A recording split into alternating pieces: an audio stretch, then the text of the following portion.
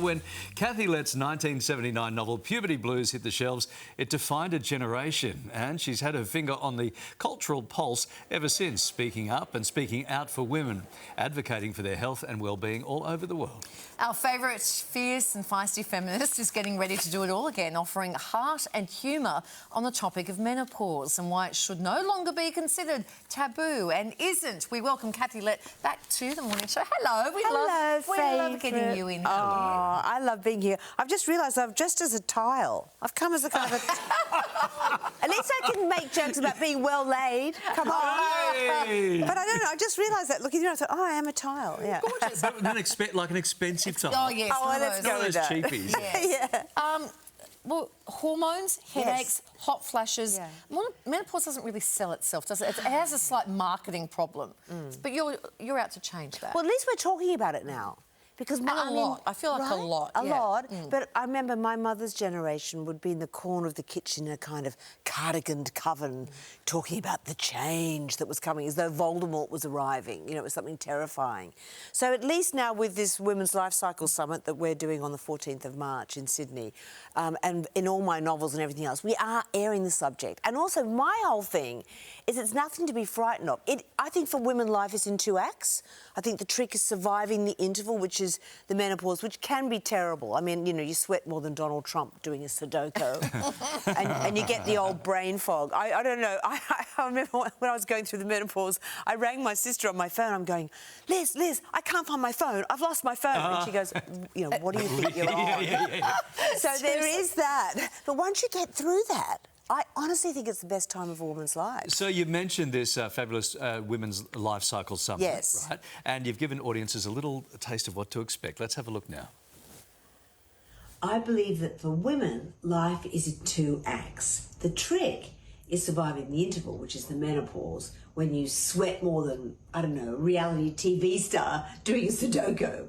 But after that, post-menopause is the best time of a woman's life. So come and join. You really believe it, because I know, honestly, repetition, strain injury of the brain. I didn't know you were going to play that. Phone? Yeah, where's my phone? But what I mean about it being the best time, I think women are brought up to be decorative and demure. You know, we know that when a man and woman stop talking, the woman always pulls back. But when you hit 50, you go to kind of, oh, who cares? I'm 50 gene kicks in. You no longer care what people think about you. Yeah. Plus, you know, you've no more period cramps, no more pregnancy scares. You've got all that tampon money to spend, you know. What I love too, this is a passion of yours, and you've also combined it too with your other joy, which is writing. Yes. So this is the Revenge Club, right? Well, yes. When I wanted to write a book about 4 middle-aged women who take revenge on the men who sideline them for the crime of being menopausal. And when I told my agent, he said, oh, no, nobody wants to read about middle-aged women. They're just not sexy. And then a publisher said to me, yeah, middle-aged women, they're like Mogadishu or Sudan. We know they exist, but nobody wants to go there. Oh. and for a minute, I thought, maybe I have passed my amuse-by date. Yeah. You know, maybe it's over. Then I thought, no way, all the women I know my age are swinging off a chandelier with a toy boy between their teeth. they're not wilting away with loneliness in some flat and dying of despair and getting eaten by their cats. So I wanted to write a book that celebrated the second act. Yeah. And the best thing is I just ignored my agent and my publisher, wrote the book, and it became a #1 bestseller. So revenge, wow, yes, I had my own revenge. With a toy boy swinging from their teeth. I know. And you know, I think the reason women are drawn to revenge, it's sweet but totally non-fattening. What's not to love about that, right? All right, now, while you're here, it would be remiss of us not to talk about the royal family, of course, given your connection. You're the closest thing we've got to a royal. Oh, my gosh. Oh, darlings, yeah. yes. Oh, Charles and Camilla appear to be keeping busy after a rocky end to 2024. Yeah. Sort of health-wise, right?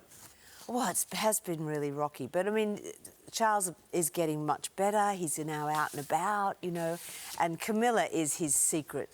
I mean, if laughter's the best medicine, well, he's going to have a great cure, because she's so earthy, funny, witty, warm, down-to-earth, and she keeps him buoyant. So I'd love to see that side of her. We just don't see that, do we? Oh, she's great. I always call her a closet Aussie or a closet Oz. A closet Oz. Because she's like us. You know, she's self-deprecating. Oh, she's You do get glimpses of it, but probably we don't see that enough.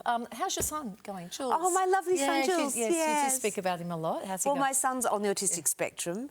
You know, and for anyone who doesn't know what autism is, it's a lifelong neurological condition. Its chief characteristics are an inability to socialise, chronic OCD and anxiety, but often also a very high IQ. And I call him Wikipedia with a pulse. So he's an actor as well. So he's out here now. He's got a new agent and he's going for auditions here. So I hope he's going to appear in a couple of Australian shows soon. So and he's very funny. He has no filter, says whatever he's thinking. So it can be socially incredibly awkward. Where would you get that from? That's right. That's He makes me look so well behaved. Yeah. Lovely to see you as always. Oh, you too. I've heard you described as your work that you do with this summit as being like a real tonic to women. So I mean, there's HRT, which is the therapy, but you're like a real tonic. Oh, that's is nice. How it's been described. Oh, so, that's lovely. Yes, I think at the Women's Life Cycle Summit, we're going to also have lots of experts and gynecologists and endocrinologists and professors, but also a lot of laughter and fun and sharing experiences. And I'm there to give hope to women to say, you have a sensational second act. Go forth and be fabulous. You're hitting the prime of your life. Yeah. Especially, love that message. Can I say one more thing? Especially sexually.